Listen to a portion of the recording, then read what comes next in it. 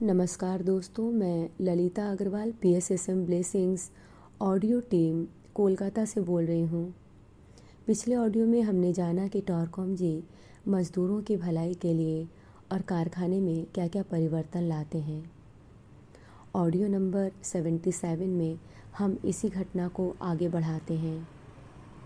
वह बताते हैं, और एक चीज़ जो उस एरिया में बहुत कठिन थी, लोग कारखाने के बाहर जाकर यूरिनेट करते थे और गर्मियों के मौसम में उस जगह से बहुत दुर्गंध आती थी। कभी कभी तो यह गंध इतनी तीव्र होती थी कि मुझे घृणा होने लगती थी। सिर्फ इतना ही नहीं, कीटाणु, मच्छर, मक्खियाँ भी भिनभिनाने लगते थे। मैंने सोचा कि इनकी वजह से कहीं मज़दूरों में कोई महामारी न फैल जाए। मेरे यह सब कारण बताने के बाद अथॉरिटीज़ राज़ी हो गए कि उनके लिए अच्छे और बेहतर बाथरूम बनाए जाएं। पहले तो उन्होंने कहा कि वे सिर्फ बनाने का मटेरियल्स दे सकते हैं और मज़दूरों को ही टॉयलेट्स बनाने होंगे। यह ठीक था क्योंकि हमारे पास इंजीनियर्स और सीमेंट का काम करने वाले मज़दूर थे। धीरे धीरे इंजीनियर्स और वॉलंटियर्स की सहायता से हमने बाथरूम बनवाया, जो लोगों को व्यवहार करने में अच्छा लगा। हमने बहुत सारे यूरिनल्स और दूसरे सिस्टम की भी व्यवस्था की। पानी की बहुत अच्छी व्यवस्था थी। हमने सैनिटेशन वर्कर की भी व्यवस्था की, जो बाथरूम में उपयोग में आने वाली सभी चीज़ों को साफ कर डिसइंफेक्ट करता था। लोग बहुत खुश थे।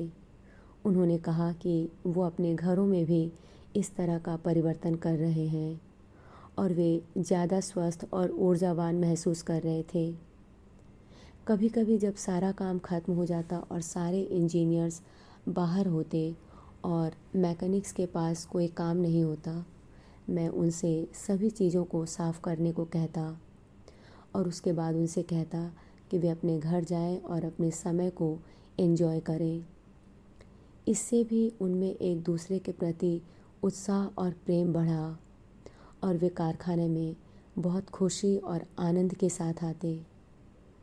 मैंने नोटिस किया कि अगर मज़दूर खुश हैं और उनके हृदय में आनंद है तो वे ज़्यादा काम कर सकते हैं, बजाय इसके कि वे दुखी और वंचित हों।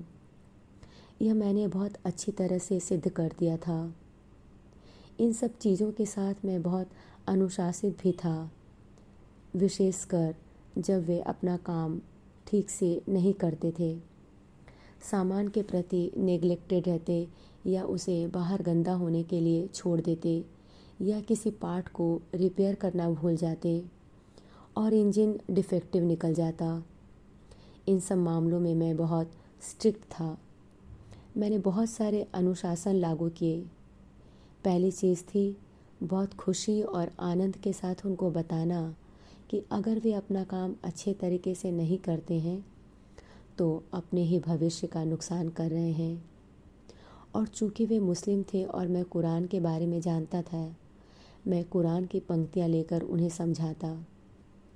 ज़्यादातर लोगों ने रियलाइज़ किया कि वह जो भी काम कर रहे हैं वह ईश्वर के लिए है और यही वजह है कि उन्हें अपना काम परफेक्टली करना चाहिए, क्योंकि अगर ईश्वर देखता है कि हमारा काम परफेक्ट नहीं है तो वह हमसे अपना काम बेहतर तरीके से करने की मांग कर सकता है। और तब भी अगर हम बेहतर नहीं करते हैं तो कुदरत के नियम हम पर लागू होंगे और हमारे जीवन में सज़ा और दुख दोनों आएंगे। यह बहुत सुंदर तरीका था, क्योंकि मुझे किसी भी तरह का फोर्स यूज़ करने की ज़रूरत नहीं पड़ी।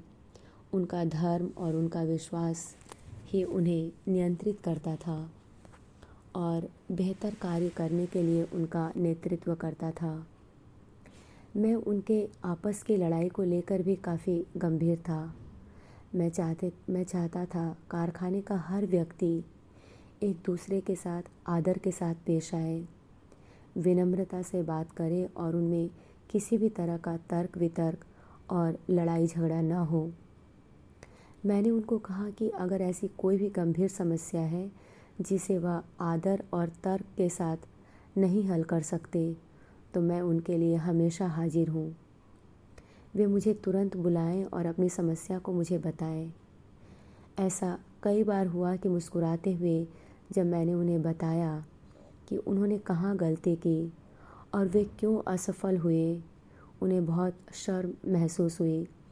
वे वापस गए और उन्होंने एक दूसरे से माफ़ी मांगी और इस तरह से कारखाने में शांति और एक हार्मनी बनी रहती। मैंने उनकी परंपरा के माध्यम से भी काम किया, क्योंकि उनके परंपरानुसार वे अपने से बड़ों की इज्जत करते हैं। जो भी बड़ा था वह ज़्यादा कह सकता था, आदर और सेवा प्राप्त करने के ज़्यादा अधिकार थे। उनकी परंपरा को देखते हुए मैंने उसे नैतिकता के लिए यूज़ किया। यह बहुत महत्वपूर्ण था, क्योंकि वयस्क लोग जो 60 या उससे ऊपर के होते थे बहुत संतुष्ट हुए जब उनसे छोटे लोग भारी कामों में उनकी सहायता करते और थकाने वाले काम स्वयं कर दिया करते। यह खबर सारे शहर में फैल गई कि हैरोटिन बहुत विवेकशील है और वह उनकी परंपरा और धर्म का बहुत ध्यान रखता है। इसलिए उन्हें जितना संभव है हैरोटिन की सहायता करनी चाहिए। हम सुबह 8 बजे अपना काम शुरू करते। जब मैं वहाँ काम कर रहा था, मैंने देखा कि लोग 1 घंटे देर से आते या कभी कभी वे 2 घंटे देर से आते, लेकिन दूसरे दरवाजे से चुपके से घुस जाते और दिखाने की कोशिश करते कि वे जल्दी आ गए थे। इसलिए मैंने सभी को इकट्ठा किया और उनको बताया कि उन सभी को ठीक 8 बजे या 5 मिनट पहले ही आ जाना चाहिए, ताकि वे 8 बजे काम के लिए तैयार रहें। शुरू में तो यह बहुत कठिन था, लेकिन ये 1 या 2 महीने बाद यह देखना इतना सुंदर और सुखप्रद था कि वे सभी 8 बजे आ रहे हैं। सभी अपनी ड्यूटीज़ को बहुत सीरियसली कर रहे हैं।